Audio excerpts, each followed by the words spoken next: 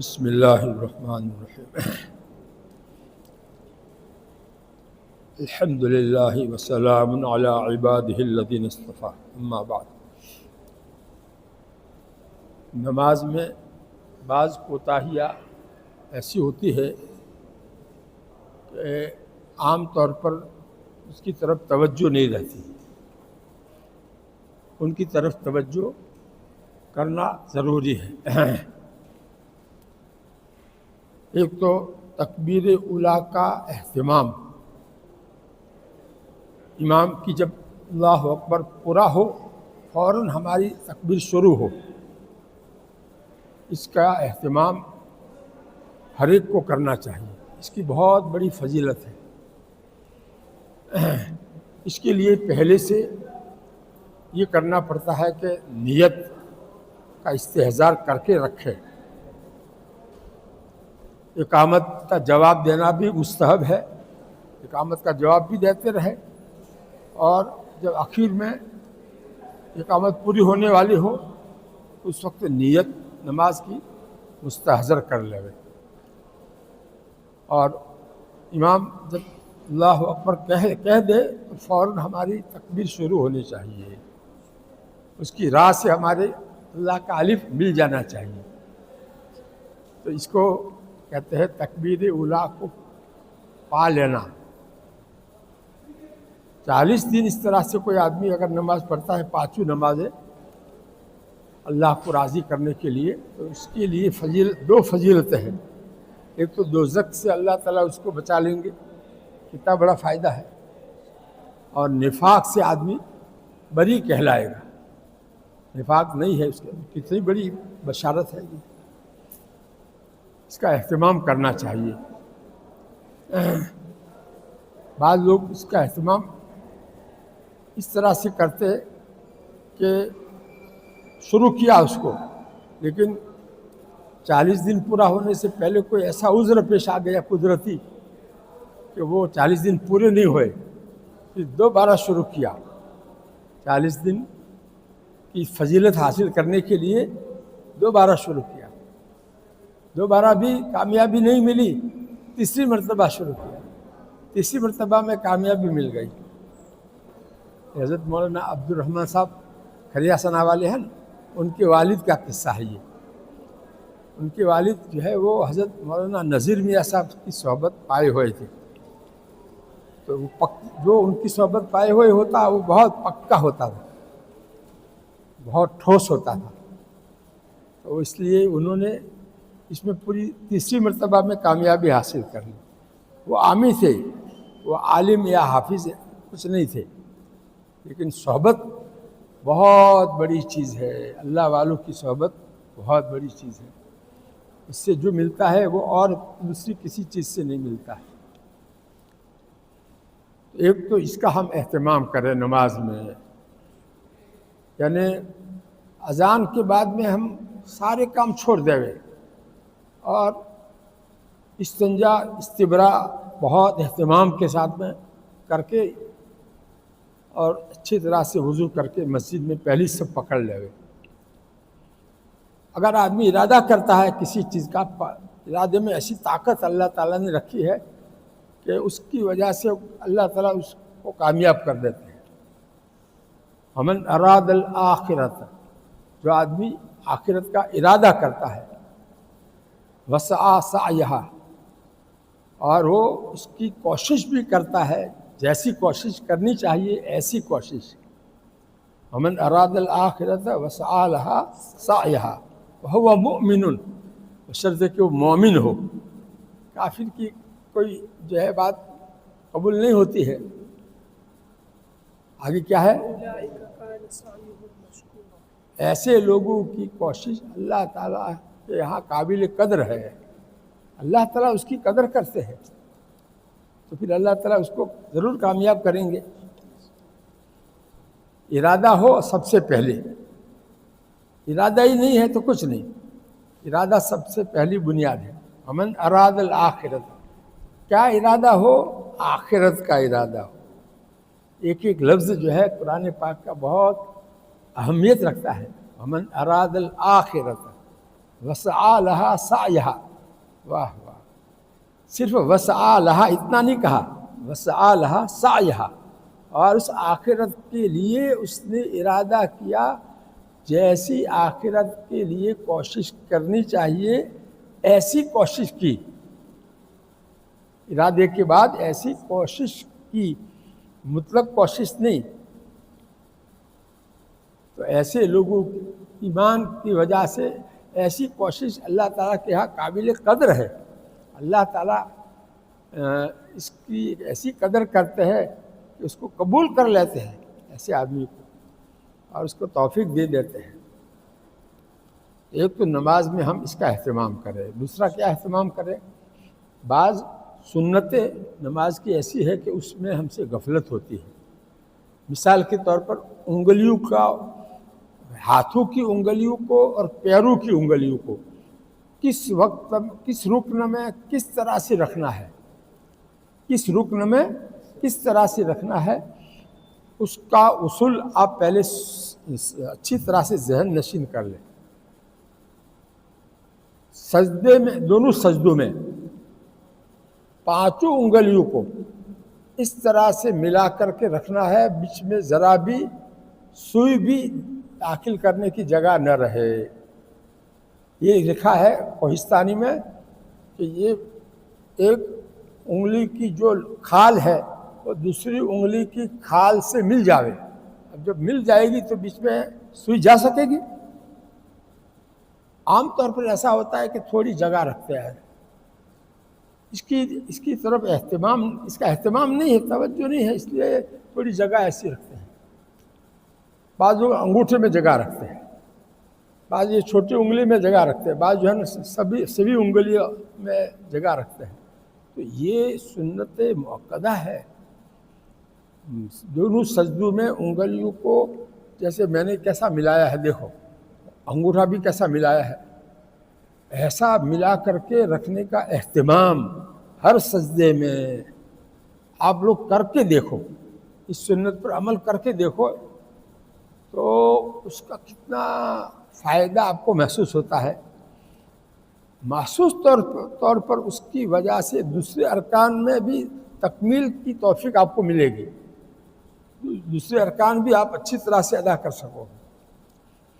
تو سجدے میں تو یہ ہے، اور رکوع میں اس کے برعکس انگلیوں کو کشادہ رکھنا ہے. انگلیوں کو اچھی طرح، پانچوں انگلیوں کو کشادہ رکھ کر کے گھٹنے کو پکڑنا ہے. یہ دونوں میں تو یہ ہے. اس کے علاوہ باقی جتنی حالتیں ہیں، چاہے نیت باندھنے کے وقت میں، تو اس میں زیادہ کشادہ بھی نہیں رکھنا ہے اور زیادہ ملانا بھی نہیں، ملانے کا اہتمام بھی نہیں کرنا ہے. اپنی حالت پر تھوڑی تھوڑی جگہ جو رہتی ہے عام طور پر اس طرح سے. اسی طرح سے دو سجدوں کے بیچ میں آپ بیٹھے تو اس وقت بھی تھوڑی سی جو ہے بیچ میں جگہ کر دے. قاعدے میں بیٹھے تو تھوڑی سی جگہ کر دے انگلیوں میں. یہ تو ہاتھ کی انگلیوں کا حکم میں نے بتایا. اور پیر کی انگلیوں میں کیا کوتاہی ہوتی ہے؟ سجدے میں دونوں پیروں کی انگلیوں کو موڑ کر قبلہ کی طرف کرنا سنت مؤکدہ ہے. اس کا اہتمام کم ہوتا ہے. اگر ہم اہتمام نہیں کریں گے تو انگلیاں کا رخ زمین کی طرف ہوگا. اہتمام سے موڑیں گے تو قبلہ کی طرف ان کا رخ ہو جائے گا. آپ اس کا بھی اہتمام کر کے دیکھو. اس کی وجہ سے کتنا نشاط معلوم ہوتا ہے، کتنی خوشی ہوتی ہے، روحانی خوشی. اور دوسرے ارکان میں بھی آدمی کو توفیق ملتی ہے اچھی طرح سے ارکان ادا کرنے کی. بعض سنتیں ہیں لیکن ان سنتوں کو آدمی معمولی سمجھ کر کے اس کا اہتمام نہیں کرتا ہے تو پھر آگے بھی دوسری چیزوں میں کمی رہ جاتی ہے. اس لیے آپ لوگ اس کا اہتمام کریں، اور اس کے لیے دھیان جب کے ساتھ نماز پڑھنا ضروری ہے کہ میں ابھی کہاں ہوں، اس وقت میری انگلیاں پیروں کی کیسی ہونی چاہیے. اسی طرح قاعدے میں جب بیٹھتے ہیں یا جلسے میں بیٹھتے ہیں تو اس وقت بھی داہنا پیر اچھی طرح سے کھڑا کر کے اس کی انگلیاں قبلہ کی طرف ہونی چاہیے، ٹیڑھا نہیں رہنا چاہیے داہنا پیر۔ بازو کا داہنا پیر ٹیڑھا ہو جاتا ہے، اس پر زور دیتے ہیں اس لیے، اور انگوٹھوں کی طرف سے جو ہے وہ تھوڑا سا کشادہ نہیں رکھتے بلکہ اندر گھسا دیتے ہیں انگلیوں کو، اس کی وجہ سے ٹیڑھا ہو جاتا ہے۔ تو اس کی عادت بدلنے کے لیے مشق کرنی پڑے گی، صحیح عادت ڈالنے کے لیے مشق کرنی پڑے گی کہ میرے پیر جلسے میں قاعدے میں میرا ایک پیر داہنا جو سیدھا کھڑا رہنا چاہیے وہ سیدھا کھڑا نہیں رہتا ہے۔ کیوں کھڑا نہیں رہتا ہے؟ کیا وجہ ہے کہ جو ہے اس کو غور کر کے اس وجہ کو تلاش کر کے اس کی ضد آپ کرو گے تو پیر سیدھا ہو جائے گا۔ تو یہ انگلیوں کیا پیروں کی انگلیوں کو بھی اور ہاتھ کی انگلیوں کو بھی یہ یعنی اس کو معمولی لوگ سمجھ کر کے اس کا اہتمام نہیں کرتے ہیں، اس کی وجہ سے نماز میں بہت کمی رہ جاتی ہے۔ اس کمی کا اثر دوسری چیزوں پر بھی پڑتا ہے۔ آپ اس کا اہتمام کرو گے تو دوسری چیزوں میں بھی آپ کی اصلاح ہو جائے گی، کرو گے اس کا اہتمام۔ اور نماز کا اہتمام کرنے میں یہ بھی داخل ہے کہ مسجد میں تھوڑی دیر نماز شروع ہونے سے پہلے آ کر کے بیٹھ جاوے تو انتظار صلاۃ کا ثواب جو ہے نماز پڑھنے ہی کے برابر ہے۔ ایسے ہی بیٹھا ہے لیکن ثواب اس کو نماز پڑھنے کا مل رہا ہے۔ اس میں کیا کرنا ہے کہ مجھے نماز اچھی سے اچھی ادا کرنی ہے، اس کی دعا مانگنی ہے۔ کون سی دعا؟ حضرت ابراہیم علیہ السلام نے جو مانگی وہ دعا، رب اجعلنی مقیم الصلاۃ ومن ذریتی ربنا وتقبل دعاء۔ اس میں دو دعائیں ہیں۔ ایک دعا ہے نماز کو کامل طریقے سے ادا کرنے کے لیے دعا خود اپنے لیے پہلے مانگی ہے۔ کیسے الفاظ کے ساتھ مانگی؟ اے میرے رب، مجھ کو نماز قائم کرنے والا بنا ڈالیے۔ رب اجعلنی مقیم الصلاۃ، اپنے لیے خاص اپنے لیے پہلے مانگتے ہیں۔ کون مانگتے ہیں؟ خلیل اللہ مانگتے ہیں۔ کیا مانگتے ہیں؟ نماز کو قائم کرنے والا مجھے بنا دیجئے۔ اے میرے رب کہہ کر کے، رب اجعلنی مقیم الصلاۃ، آگے اور میری نسل کو بھی ایسا بنا دیجئے۔ دوسری دعا کیا مانگی؟ اے ہم سب کے رب بنا۔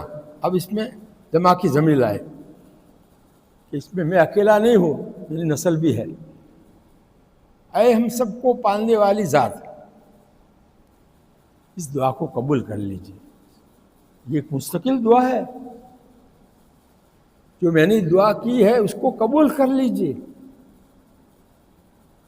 معلوم ہوا کہ یہ دو دعائیں ہمیں بھی مانگنی چاہیے۔ قرآن میں اللہ تعالیٰ نے دعائیں کیوں رکھی ہے؟ تاکہ ہم نماز کو اچھی طریقے سے پڑھنے کے لیے اللہ تعالیٰ سے ان الفاظ کے ذریعے سے دعا مانگیں گے تو اللہ تعالیٰ ہم کو بھی اچھی طرح سے نماز پڑھنے کی توفیق عطا فرمائیں گے۔ ہماری نماز میں بہت کمی رہتی ہے، غفلت ہے، معانی سے غفلت، خشوع سے غفلت۔ قرآن پاک امام صاحب آواز کے ساتھ پڑھ رہے ہیں تو اس کے اوپر دھیان دینا، فاستمعوا له اذا قرئ القرآن فاستمعوا له، جب قرآن پڑھا جاوے تو کان لگا کر اچھی طرح سے سنو، یہ پہلا حکم ہے۔ تو یہ حکم میں کمی ہوتی ہے، ادھر ادھر دھیان ہمارا چلا جاتا ہے۔ تو یہ کیوں جاتا ہے؟ ہم اس کا اہتمام نہیں کرتے۔ اہتمام کرنے میں کچھ وقت پہلے مسجد میں آ کر کے، ایسا نہیں کہ نماز کھڑی ہو اور فوراً پھر آ کر کے سب میں شامل ہو جاوے، ایسا نہیں۔ پہلی سب پکڑنے کے لیے بھی ضروری ہے کہ جلدی آدمی آوے اور جو ہے کچھ وقت نماز کھڑی ہونے سے پہلے نماز کے انتظار میں بیٹھے اور اس میں ایسی دل میں سوچے کہ میں یہاں کیوں آیا ہوں، اللہ کا دربار اور میں کہاں اور اللہ کا دربار کہاں. تو اللہ کی دربار کی عزت دل میں جماوے، مسجد کی احترام، عظمت اور فریضہ خداوندی کی عظمت کہ میں اللہ کا فریضہ ادا کرنے کے لیے آیا ہوں، کوئی معمولی کام کے لیے نہیں آیا ہوں. جب ایسا سوچے گا اس کے بعد پھر یہ دل سے دعا نکلے گی رب اجعلنی مقیم الصلاۃ، تو پھر یہ وہ اس کا قصد بھی کرے گا کہ میں نماز میں دھیان جماؤں، الفاظ کے ساتھ معانی کے اوپر بھی دھیان جماؤں. یہ سب توفیق اللہ تعالیٰ دیں گے. آدمی اپنی طرف سے تھوڑا اہتمام کرے گا نماز کا، جلدی آنے کا، اور اس وقت اس طرح سوچنے کا نماز کیا چیز ہے. نماز ارے انبیاء کرام نے نماز کے ذریعے سے ہی اللہ کا قرب حاصل کیا ہے. نماز وہ چیز ہے کہ جس کے لیے اللہ تعالیٰ نے اپنے حبیب کو ساتوں آسمان کے اوپر بلا کر کے یہ تحفہ دیا ہے. نماز وہ چیز ہے کہ ہر نبی نے دنیا سے جاتے وقت اپنی امت کو نماز کی تاکید کی ہے. خود ہمارے نبی نے بھی آخری الفاظ جو دنیا سے جاتے ہوئے زبان سے ادا کی ہے، صحیح حدیث میں یہ آتا ہے الصلاۃ وما ملکت ایمانکم، الصلاۃ وما ملکت ایمانکم، 2 مرتبہ کہا. نماز کا اہتمام کرنا اور اپنے غلام باندیوں کا خیال رکھنا. غلام باندیوں کا جو ہے لوگ خیال کم رکھتے ہیں، اس واسطے اس کی تاکید کی ضرورت تھی. اگر خیال رکھو گے تو پھر وہ تمہارے ہمدرد، تمہارے خیرخواہ ہو کر تمہارے جو ہے اچھا کام کریں گے، تمہارے اچھی خدمت کریں گے، کام کریں گے. ورنہ وہ بھاگ جاوے، تم سوئے ہوئے وہ بھاگ جاوے، کیا کرو گے؟ اس لیے جو ہے وہ تمہارے بن کر کے رہے، اس کے لیے اچھا سلوک تو ان کو جو ہے روکے رکھے گا تمہاری خدمت کے لیے. تو اس کی بھی ضرورت تھی. اور نماز کی اس سے پہلے دونوں میں ترتیب کیا ہے؟ پہلے نماز، پھر اس کے بعد میں غلام باندیوں کا خیال. اور اس کو 2 مرتبہ اور آخری وقت میں یہ کہا ہمارے نبی صلی اللہ علیہ وسلم. تو اس سے اندازہ لگاؤ کہ نماز کتنی اہمیت کی چیز ہے. اللہ تعالی ہمیں اس کی اہمیت سمجھا دے، ہمارے دلوں میں اس کو اتار دے اور اس کے اندر ترقی کرنے کی توفیق عطا فرمائے. اس نماز کے ذریعے سے بہت کچھ ترقی آدمی کر سکتا ہے. جتنے ہمارے اکابر گزرے ہیں، بڑے بڑے صحابہ سے لے کر کے آج تک، سب نے نماز کو بہت زیادہ اہمیت دی ہے. حضرت عمر رضی اللہ عنہ جیسے جو ہے خلیفہ دوم نے اپنے آدھی دنیا پر ان کی حکومت تھی، تو ان کے ماتحت جو گورنر سے، گورنروں کی ذمے پورے صوبے کو سنبھالنا ہوتا ہے، پورے صوبے کو ان کے کا خیال رکھنا ہوتا ہے. لیکن ان کے اوپر خط میں کیا لکھتے ہیں؟ خطوط لکھے ان کے اوپر، ہر ایک کے اوپر الگ الگ خط لکھے. اور خط میں کیا لکھا کہ میرے نزدیک تمہارے کاموں میں سب سے زیادہ اہم کام نماز ہے. تمہارے یہ انتظامی کام جو ہے نا وہ زیادہ اہم نہیں ہے، نماز زیادہ اہم ہے. حضرت شاہ ولی اللہ صاحب نے بھی اور حضرت مجدد الفسانی رحمۃ اللہ علیہ نے بھی نماز کے بارے میں بہت کچھ لکھا ہے، بہت تاکید، بہت زیادہ اہتمام کروایا ہے اپنے مریدین سے.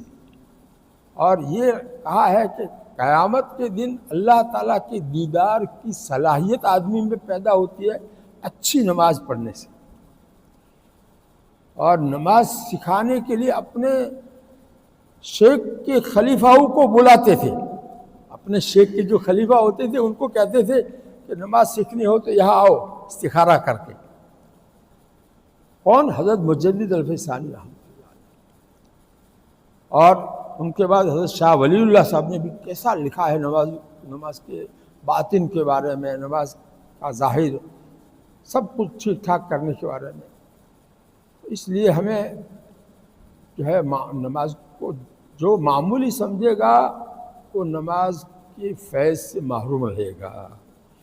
نماز فرض نماز کی عقیدت اگر دل میں نہیں ہوگی، نوافل کی اہمیت زیادہ ہے، فرائض کی اس سے عقیدت نہیں ہے، تو فرائض کے فیض سے وہ محروم ہو جائے گا۔ شاہ وسیع اللہ صاحب نے بھی یہ بات فرمائی ہے اپنے مریدین کو، جو بڑے بڑے ہمارے جو اکابر گزرے ماضی قریب کے، وہ بھی اس کی اہمیت بہت زیادہ دیتے ہیں۔